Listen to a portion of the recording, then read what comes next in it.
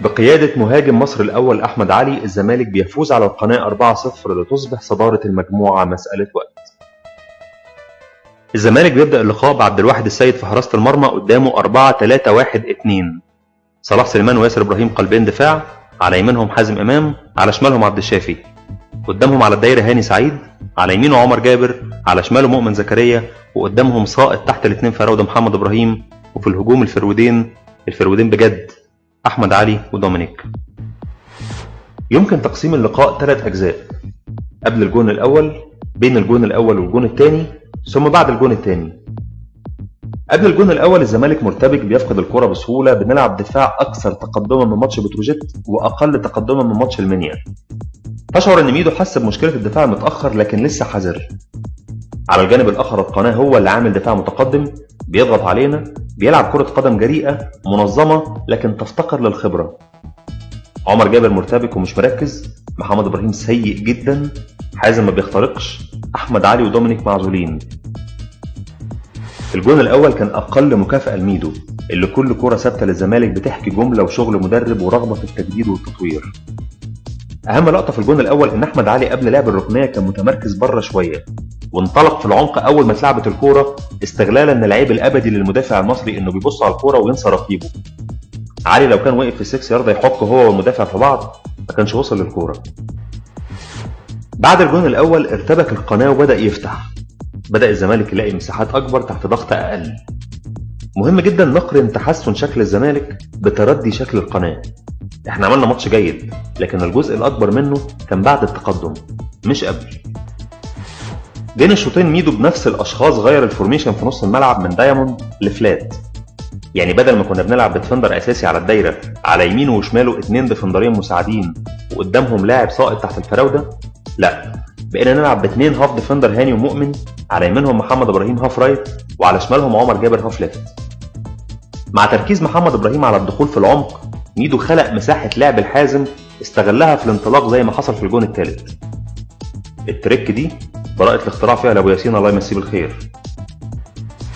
في الجون الثاني بعيدا عن تمركز أحمد علي انتظارا لخطأ سمنة، وبعيدا عن الهدوء والثقة اللي أنهى بيهم الكورة، لو فعلا أحمد علي قاصد يحطها تحت دراع الحارس يبقى الزمالك فعلا على موعد مع مهاجم كبير. بعد الجون الثاني حياتنا بقت أسهل وبدأ شغل ميدو في الظهور أكتر. الدفاع اتقدم بجد، الأوفسايد جيم اتنصبت في كل كورة، بالتالي الضغط على حامل الكورة بقى أسهل وبيتم في مساحات أقل، والهجمات المرتدة بقت أسهل لأن خطوطنا بقت قريبة من بعض. بالتالي مش مضطرين نستدعي لاعب كان بيدافع على بعد 50 متر عشان يفاجئ الخصم بمرتدة.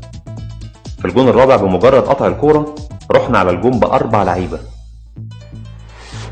في شغل واضح معمول في الشق الدفاعي على المستوى الفردي والجماعي. حازم وعبد الشافي عملوا ماتش ناضج جدا فيما يخص التغطية الصريحة والعكسية. صلاح وياسر إبراهيم ظهروا كأفراد وكتلة بشكل أفضل كتير من ماتش بتروجيت. أحد أهم المواهب في الجيل الحالي وأحد أقوى حلول الزمالك الهجومية، اللاعب اللي كل جمهور الزمالك بيعتبروه الأمل في بكرة، فقد الكورة 31 مرة وعمل 13 ميس باص في أسوأ إحصائية له الموسم ده. ميدو محتاج يركز كتير مع موهبة كبيرة زي محمد إبراهيم لأن الأرقام تخوف. عمر جابر ومؤمن زكريا، واحد فيهم عمل مجهود رهيب في مركز جديد عليه وما قدرش يسجل، والتاني عمل مستوى أقل وسجل هدف جميل. عمر لازم يركز مع نفسه أكتر، الأمل فيه كبير جدا وأي دروب في المستوى مش مقبول. عمر مع محمد إبراهيم ربنا يرجعه من الغيبوبة بالسلامة هما الأمل في تفوق زملكاوي كبير في السنين الجاية على كل المنافسين. على الجانب الآخر مؤمن بيضع نفسه كإجابة لكل أسئلة ميدو في نص الملعب، بيلعب تحت المهاجمين في ماتش بتروجيت وبيلعب ديفندر في ماتش القناة. المجهود الكبير المتواصل بلا كلل أو ملل مع الالتزام الخططي بيصعب على المدرب الاستغناء عنك في التشكيل حتى لو الكورة ما عندك. جعفر لو عايز ينافس دومينيك وأحمد علي يركز على الحاجات اللي عنده ومش عندهم. جعفر أيام حسام حسن كان حوت في الكرات العالية مع أي مدافع وفي الضغط على مدافع حامل الكورة. لو قدر يرجع الاثنين دول هيزعج أحمد علي ودومينيك ومش هيطمنهم على أماكنهم. ياسر إبراهيم اللي عمل ماتش هايل قدام القناة لو عايز يحتفظ بمكانه من فتح الله يركز أكتر على القوة والالتحام اللي قعدوا فتح الله على الدكة. ياسر عاقل بس فتح الله كان عاقل برضه، بس فضل يعتمد على إنه عاقل عاقل عاقل ويسيب باقي الصفات الرئيسية للمدافع لغاية ما لقى نفسه بره. على الجانب الآخر فتح الله لو عايز يرجع التشكيل لازم يركز على القوة في الأداء ويرجع إمكانياته التهديفية اللي اشتهر بيها مع حسام حسن عشان يحرج ميدو. اللي عايز يقعد مؤمن زكريا على الدكة ويلعب مكانه محتاج يجري أكتر منه، يلتزم خططيا أكتر منه، يهين نفسه على الكورة أكتر منه، ويتحرك في كل شبر في الملعب أكتر منه، ويحافظ على كل الصفات دي في كل ماتش. مؤمن زكريا رابع أكثر اللاعبين استخلاصا للكورة بعد صلاح سليمان وياسر إبراهيم وعبد الشافي بالترتيب. تحياتي المؤمن ومجهوده الكبير والثابت كل ماتش، والجاي أكيد أفضل. ميدو لازم يجرب يلعب من غير عبد الشافي. من ناحية عبد الشافي يريح شوية، ومن ناحية تانية نشوف شكلنا هيبقى إيه من غيره. عبد الشافي تقريبا هو أكتر لاعب في الفرقة غيابه لا قدر الله ممكن يكون مؤثر. بعد الكلاش اللي حصل بين ميدو وشادر السمك اللي كان منصوب في إحدى القنوات الفضائية، في مجانين شهرة كتير بيحاولوا يقطعوا في ميدو بسبب وبدون سبب، نفسهم ميدو يرد، يشتمهم، يكتب عنهم تويتة، يعبرهم بأي ابن مش عارف إيه عشان يحطوا نفسهم في دايرة الضوء وخلاص ولو بالتهزيء. على الجانب الآخر في إعلاميين نفسهم يقطعوا في ميدو بس أجبن من إنهم يتكلموا بلسانهم، اللي هو أجيب واحد أنا عارف هو هيقول إيه وأعمل نفسي أنا اللي بدافع عن الطرف التاني وأنهي الحلقة بإن حق الرد مكفول.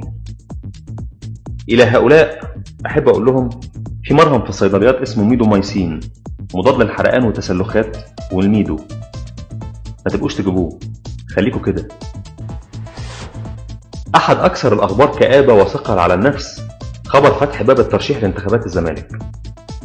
هنرجع نتفرج على اتهامات بالفساد وسرقة المال العام والتعاون مع إسرائيل وحضارات السادة الطغاة وكهربوني في الصورة سعادة البيه.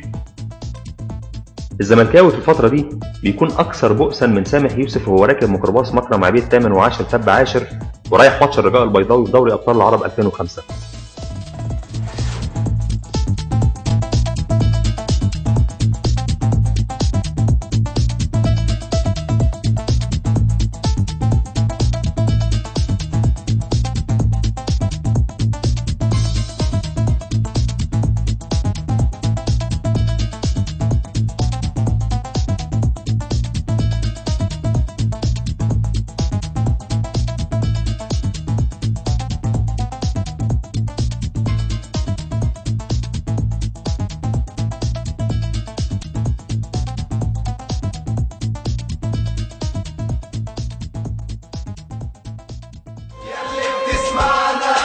المدرج يجمعنا